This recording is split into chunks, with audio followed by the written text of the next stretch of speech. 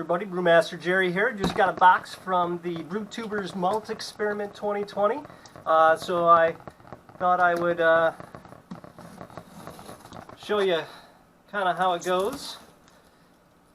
At a slightly different angle and different place than what I normally am, so if it's shaky, sorry, it's on a table.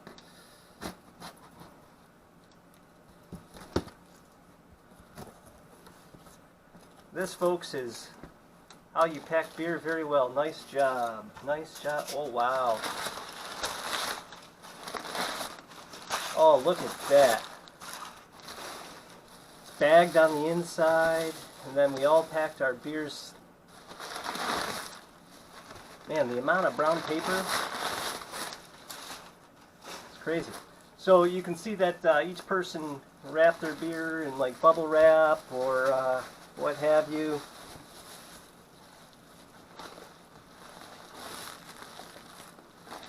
So we've got a whole bunch of beers that I'm going to have to go through and unwrap and then put in the fridge so they'll be ready, and then we get to taste some beers.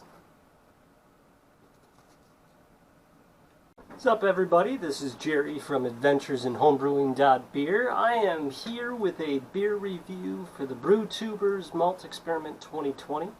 Basically, we had a bunch of brewers all make the same recipe. We had the same hops, we had the same water profile, we used the same yeast. The only difference was each variation had a different base malt. So me personally, I did a wheat malt.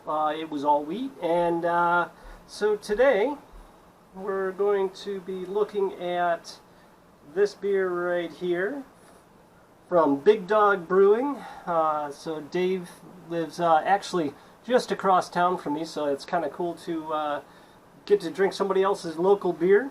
So this beer was made with a Pilsen malt, and this one rings in at 5.1%. Mine was a little bit lower. I did not have the efficiency I was looking for. This was brewed on July 11th, and then it was kegged on the 23rd of July. It was then canned on the 2nd of August. It started at 1.051, so right near the target of where we were supposed to be. It ended up at 1.012. Which is great. The pH looks like it's right where it was supposed to be, and Dave even went through and canned this beer. So let's crack it open and see how it turned out with the Pilsen. Oh, there's a nice snap on that can.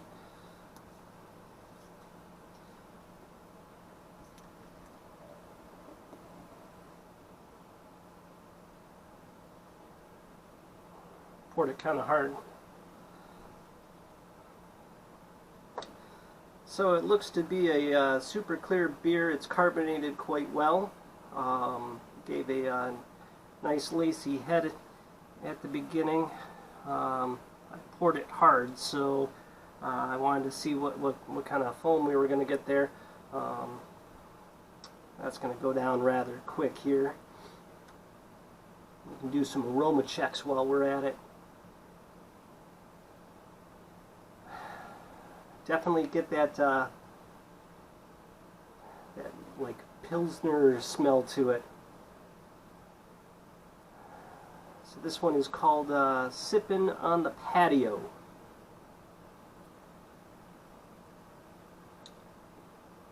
Little hazy. You can see the label, but you can't read it. This is a drink from this can. Let's go.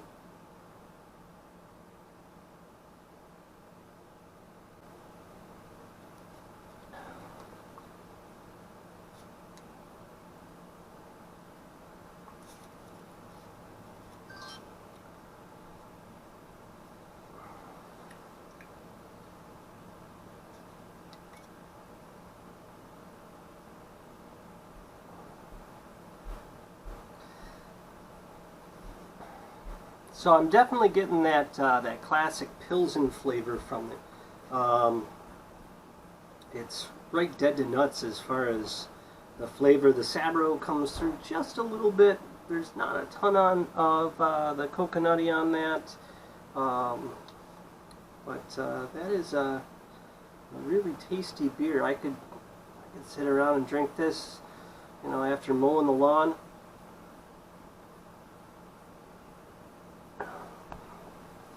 Really enjoy that. Coincidentally, I did just mow the lawn, so I guess this is a good opportunity to have a beer afterwards. The Sabro is definitely not overpowering the malt in any way, sense of the form. It's a really good base malt to use. It's really tasty. So, Mr. Phelps, Big Dog Brewing, excellent beer. Thank you very much for sharing your talents with us, and we'll continue to move along and review some more beers along the way. Till then, hope everybody's having a great brewing day. Hey, this is Jerry from Adventures in Homebrewing.beer with the next review for the Brewtubers Malt Experiment 2020. Today, I am trying out the Lazy Otter Brewing Optic Malt. This one rang in at 1.048, so it's a little bit lower on the original gravity. The final gravity was 1.007, so it actually did a really nice job of fermenting all the way through to get down to 5.5%. So, you know, here we are. I know you're looking at it going dilly dilly, but if you look carefully, it's the logo of my local hometown AAA team. I'm missing baseball, so I guess beer will have to do. Okay. Nice hits of carbonation on there.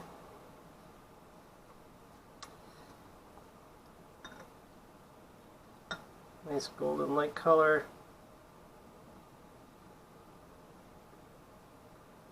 Decent head showing up.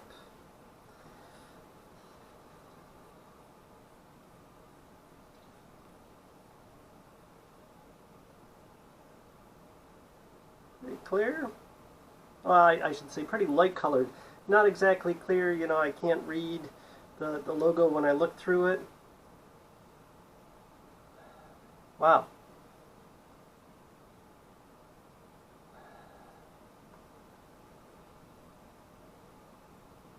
Seems to have a little bit of a peppery smell to me. Different than what I would have expected from the Sabro.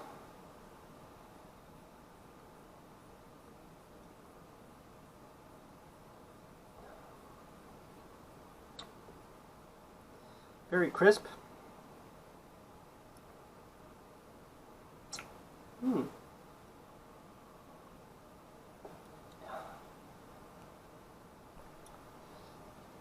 can see some nice bubbles going through here. Good carbonation. Not getting a lot of the Sabro flavor in there. This is a nice crisp beer.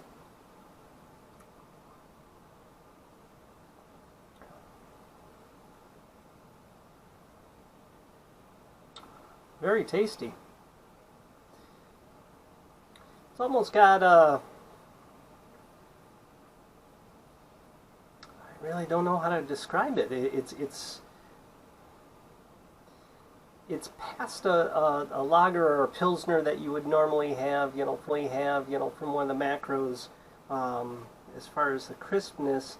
But it's not with a poignant taste. It's not like a saison or a Belgian. It's familiar yet it's unique, if that makes any sense. I can't place the flavoring that I'm catching. Could be a little bit of the leftover smoked wings that I had.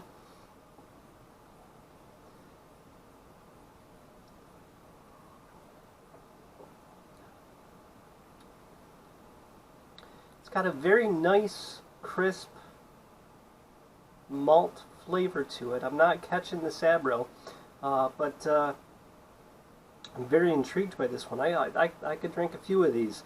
So Nice job. I'm really going to have to kind of think about this to get the right descriptors on this one, but that's okay.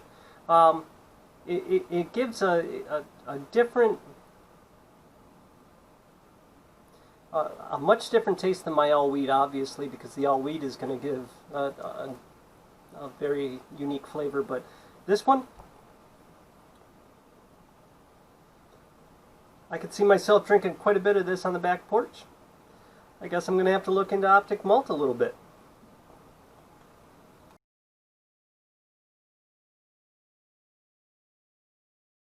What's going on, everybody? It's Brewmaster Jerry. It's the Friday of the first week of school. On the outside, I'm a teacher, so it's been a long week. I actually have kids back in school, so it's kind of interesting. The last Brewtubers experiment, we had the yeast experiment, and that was right at the beginning of quarantine. And now I'm doing the malt experiment, which is right at the beginning of trying to teach through this in the real life. But anyways, so today I am drinking a beer from Herman Brow. It's a Bryce Pale Ale. Just looking at the bottle, I can tell that it's a super clear beer, because I can kind of see through the bottle, which is an interesting thing. So it started at 1.052. It dropped down to 1.008, so that was a great fermentation with US 05, which was the yeast that we used in this. Brewed back July 14th, packaged on the 27th. Yeah, so John got it, and you know, he's got a fun little label on there. Labels are always cool. So I got the Brewtubers glass out for this one. So let's and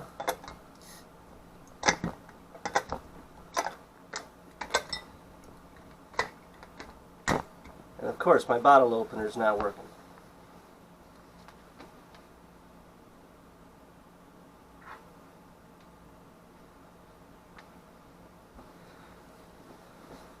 Good brewer has multiple bottle openers around. You know, gotta have those.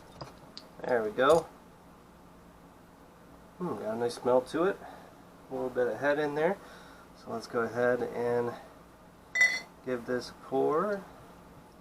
So with this being the pale ale, it should be a nice light color. Looking nice. Look at that.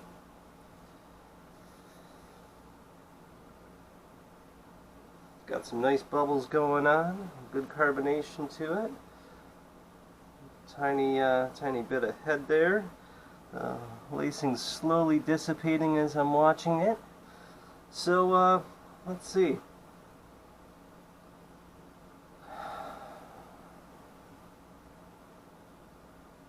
Oh, that smells good.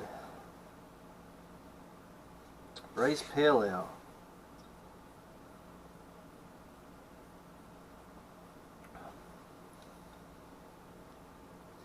Crisp. It's got a nice layer of carbonation on that.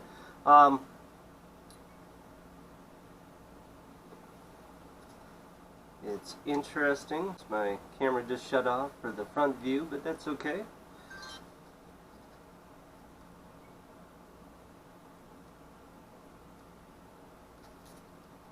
So something always goes wrong, right? Catching a little bit of Sabro in there. But that is a beautiful smash taste. It's got just the right layer of bittering in there.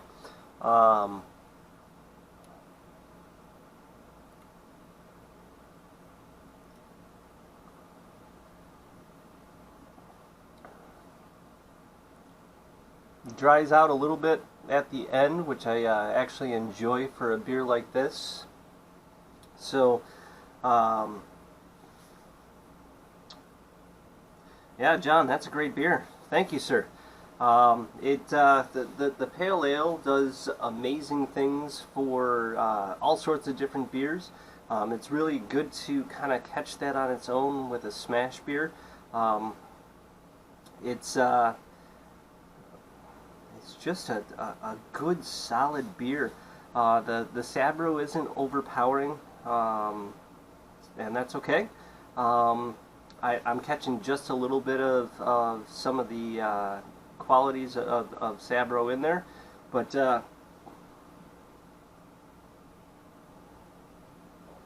just keep going back for more here. Yeah, that's just a good drinking beer. John, excellent job. I definitely see why pale why the pale malt is a good base malt. It just gives you a good rounded flavor, and I really enjoy that. So that's a great thing. Yeah, sorry, it's Friday and I'm a little toasted from the week. And I'm going to think some more about some of the descriptor words here as I continue to hydrate myself, because you know it's Friday night. So with that, hope everybody has a great time. Cheers. On everybody, Brewmaster Jerry here. I got some water heating up over there for a mash, so I figured, hey, why not have it be a good time for a beer? That's right. So today we are going to be continuing with the Brewtubers Malt Experiment 2020 reviews, and we are going with the Smash That Malt. This one's made with Golden Promise by Tap Out Brewing. So it was originally 1.054 and it went down to 1.018, so a little higher final gravity than the other ones. The ABV on this one turned out to be 4.7, so you know, mine was the lowest at 4.07. I think some of them hit about 5.5 or so. So this one's kind of hitting right in the middle. And so yeah, first of all, nice can art. So let's crack this open. Snap there when we open up the can. Well, Golden Promise seems to be holding right to the golden part. Nice golden color. Bubbles coming up, decent level of carbonation, a little bit of lacing. Yeah, pretty clear. You can see through the beer quite easily there. You'll notice that the head is dissipating just a little bit. So there's a little bit left here.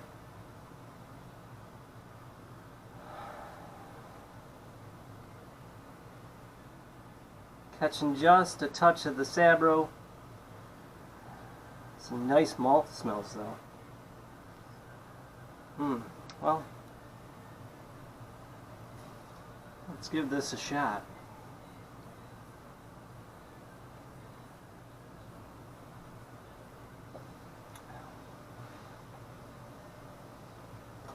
Oh, that's really tasty. It's a little bit sweeter than some of the other ones. There's not a hop bite there. You're catching some of the Sabro. Just a touch of that coconut along the way. That's really good.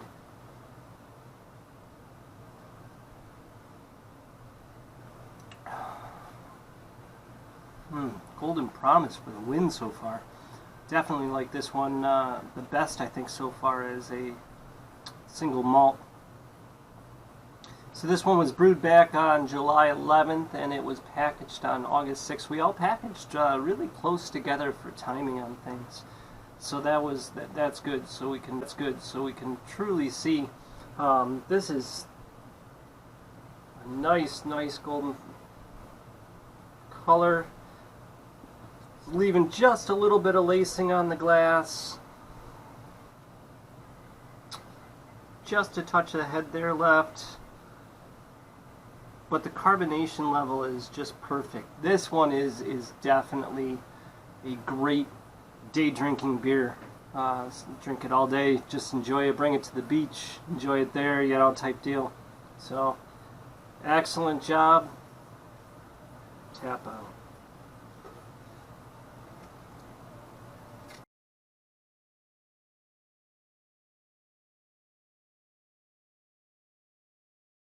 Hey everybody, it's Brewmaster Jerry from Adventures in Homebrewing.beer. We are looking for a bottle opener.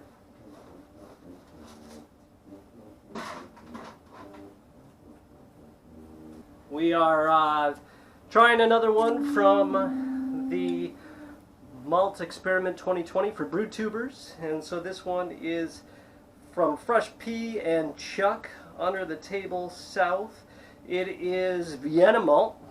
Started off at 1.056 and ended up at 1.012. Great fermentation. It clocks in at 4.99. Brewed July 18th, 2020 and packaged August 6th, 2020. So, you know, we're in a slightly different location than normal today. That's because there's a tuba getting practiced out there where I normally sit. But we should still be able to see a little bit of action going on here. So, smells nice. Vienna malt should be a little bit darker than some of the other ones.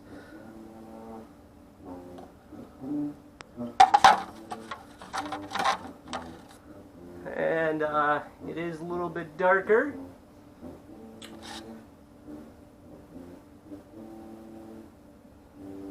Looks nice. Smells good.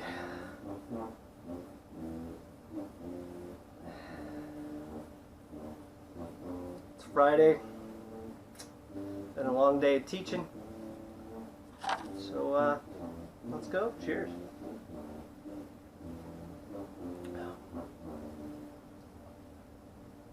A little bit of Sabro on the back end, but very sweeter in the malt flavors.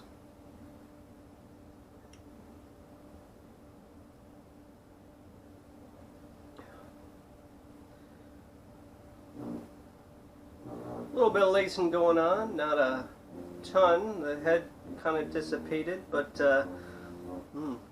tasty beer, gentlemen.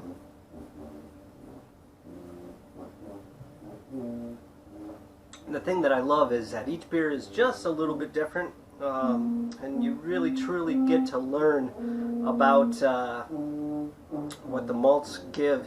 This is giving a little bit of a little bit more bitterness than some of the other ones. Obviously darker in color. It kind of reminds me more of an Oktoberfest would be my thought with this Vienna malt. With the flavoring that I'm catching from the malt itself. So, excellent job, guys, and you know what, it's Friday, so we're going to finish this off. What's up, everybody? Back again for another malt experiment. This one's coming to us from the Wrecked Brewery. So, this one is made with Swiss Munich Light. And so it was 1.050 and it went down to 1.012 for a 5% on the button. It was brewed in July 21st, bottled August 4th. So we're getting towards the end here of our enjoyable thing. We've got a nice cap here. Gotta love it. Nice hiss when I pop that open. Oh man, I dented the cap. I wanted to keep that one. Smells good.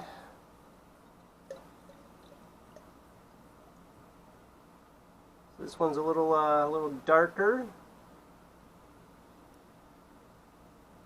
Nice lacing with the head.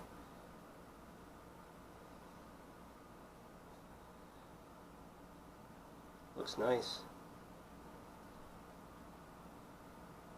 Smells yummy. So yeah, with this one being a little bit darker, which is kind of funny when it's listed as a light malt, Munich Light, but you know, this is one of those malts that you usually use in a smaller percentage, and so the fact that we're going full boat with it is kind of fun and interesting. So a little reminiscent of the Oktoberfest type smell to it.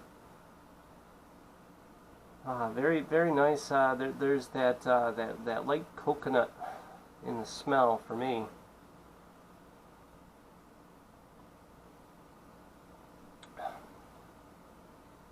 Ooh, super smooth. Very, very light in body, but not like super light. It's light as far as like on the mouth feel. Wow, I really enjoy the taste of that. This is a totally crushable beer. Nice tones of Sabro in there, but the malt is just very well rounded.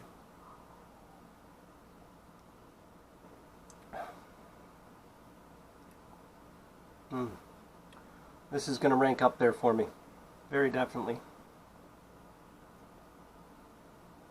It doesn't dry out a lot at the end. You still got some juiciness feel a little bit, so you're not dried out.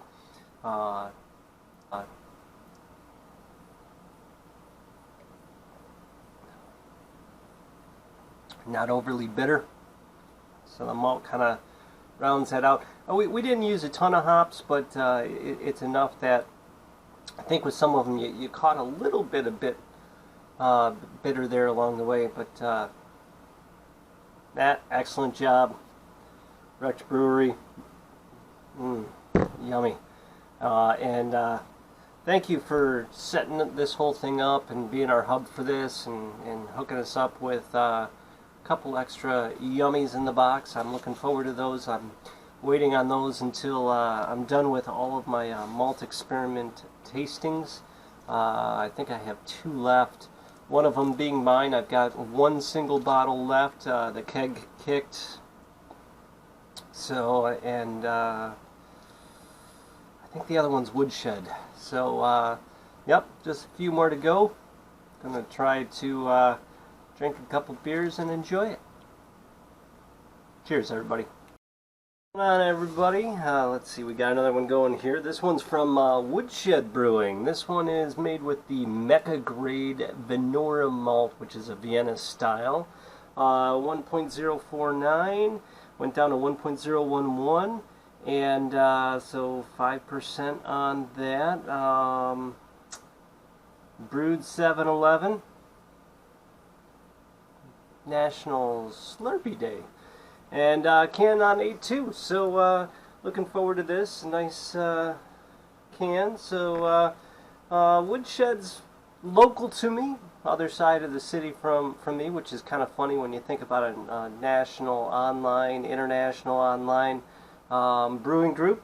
So I figured I'd go with the semi-local glass. This is from the Cooperstown Beverage Trail. So if you ever go to the National Museum for the Hall of Fame of baseball, definitely run the beverage trail. We did it in a day just to have some fun.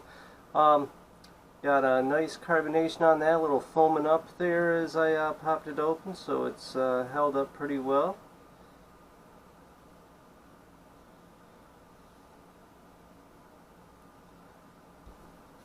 Wow, really nice carbonation on that. That's impressive, and the smell is just great. You know, from here I can smell the beer, which is nice. I can hear the beer too. So this one is lighter than some of the ones that we've been trying. Got some nice bubbles going through it.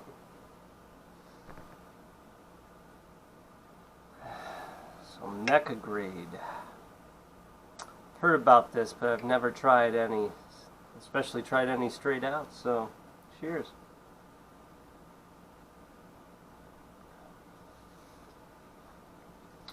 Interesting. The Sabro is present right on the front, and then it dissipates seemingly quick. It's a 5% beer.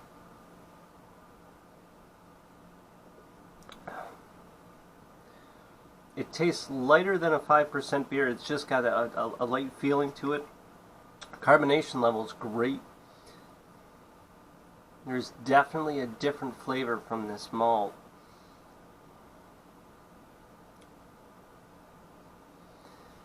I kind of feel like it's a biscuity linger at the end. Interesting. And this beer almost seems to have more of a traditional lager, like mouthfeel aftertaste at the end. I'm not saying that in a bad way at all.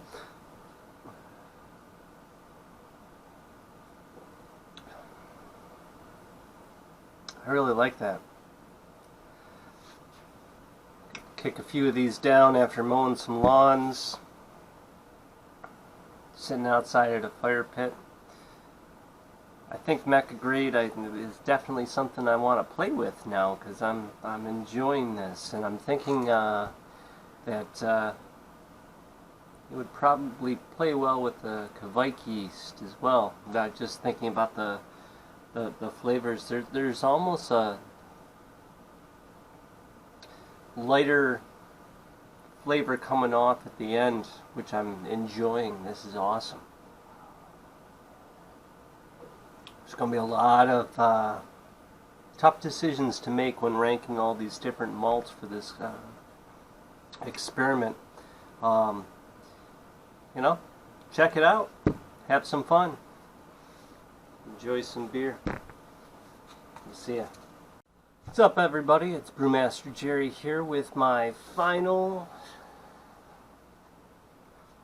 malt experiment beer review for the Brewtubers Malt Experiment 2020. So this one is coming to us from Brewmaster Jerry and the Scope of Brewing Company. Man, that guy sounds familiar. I wonder why. So he brewed a beer that was all wheat and used the Sabro hops, obviously. But unfortunately for him, his original gravity was lower than everyone else's. It came in at 1.045. It ended at 1.014, so it came in a little bit lower for the original gravity and a little bit higher for the final gravity than everybody else. You know, somebody had to have something else happen with their beer. Oh, wait a minute. That's me. So yeah, so all wheat beer. I actually don't have any more in the keg, so I'm glad I have a bottle here to be able to do the review with.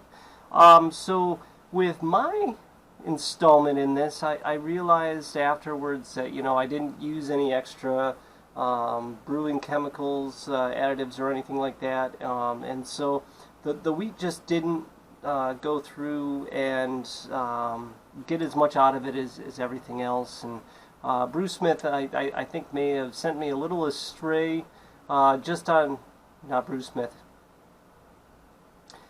Beersmith sent me a little astray and had me drop down the amount of malt a little bit, but I think basically it just doesn't ferment as much as a regular malt without some extra enzymes in there. So that's why mine is a little bit lower in alcohol than everybody else's. This one clocked in at 4.078, so almost a full point lower than some of the other ones. But you know, it was the first time I used the tap cooler bottle filler for these when I was bottling it off the keg, and actually it's looking pretty clear, except for there's a little bit on the bottom, so something dropped out along the way. So I'm expecting this bottle to be super clear. So let's see what happens.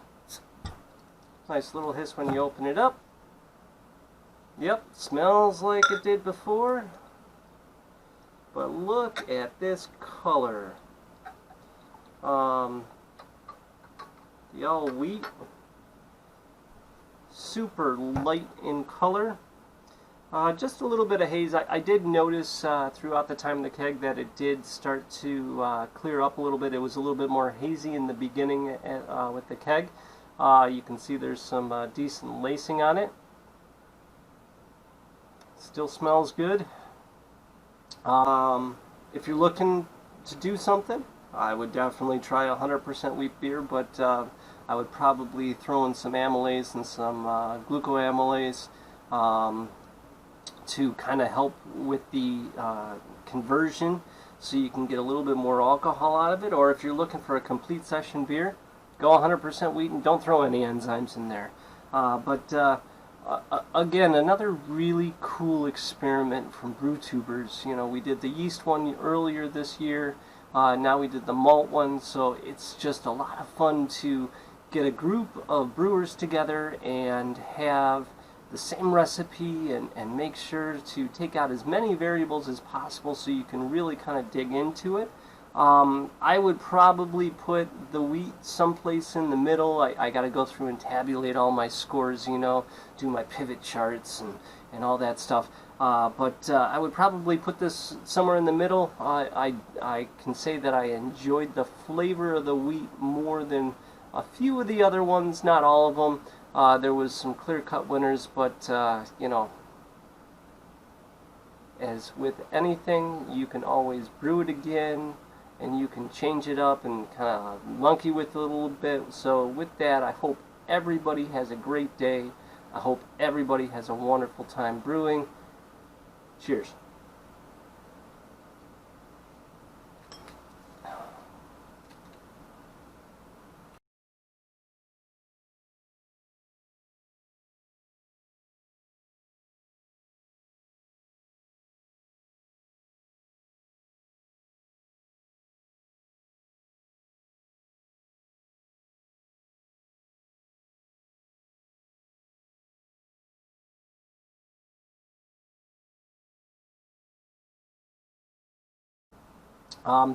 This was a beer that at the beginning I thought was pretty one-dimensional. I felt like it was a really easy beer to drink. And at the nice low level, it's a great session beer. So you know, who brews beer with 100% wheat? Yeah, this guy. Just trying it out. Actually, my neighbors really enjoyed this. We drank quite a bit of it out by some fire pits, and you know, so it's one that went well. When I brought it places, honestly we used it as a palate cleanser in between some crazy sours and things like that. It's just a good solid beer. The smell is still there. It does have a different nose on it than the other malts. You catch the wheat is very unique compared to the other malts as far as the nose. It smells exactly where it was.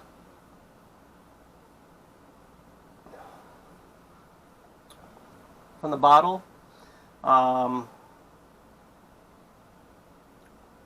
catching a little bit more of the wheat flavor. I think at the keg I was catching a little bit more Sabro on it as time progressed, but this is you know, when you think of a wheat beer, that's it's got that signature wheat flavor to it. It's really easy drinking.